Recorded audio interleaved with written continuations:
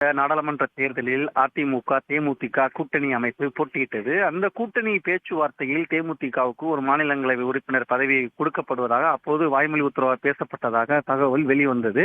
இதனை தொடர்ந்து இப்பொழுது 2 மாநிலங்களவை உறுப்பினர் பதவிக்கான காலியிடம் இருக்கிறது. இதிலே தனக்கு ஒன்று வேண்டும் என்று தங்களுக்கு வேண்டும் என்று தேமுதிக சார்பாக தொடர்ந்து வலியுறுத்தப்பட்டது. அப்பொழுது கூட்டணியில் கையெழுத்து இடவில்லை. இது தொடர்பாக உறுதியாக தெரிவிக்கப்படவில்லை.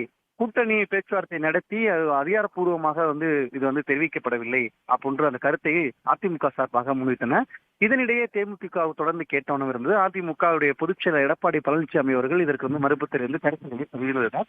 இந்த நிலையில் தான் தற்போது தேமுதிகவுடைய பொருளாளர் LK சுதீஷ் அவர்கள் இந்த பதிவை பதிவு செய்திருக்கிறார். குறிப்பாக நேரம் வரும்போது இதை பற்றி நான் பேசுவேன், அதிமுக கூறியது உண்மைதான் என்று கருத்துக்களை பதிவு செய்திருக்காங்க. பிரியதர்ஷினி, ராஜ்யசபா சீட் தருவதாக அதிமுக கூறியது உண்மைதான் அப்படின்னு LK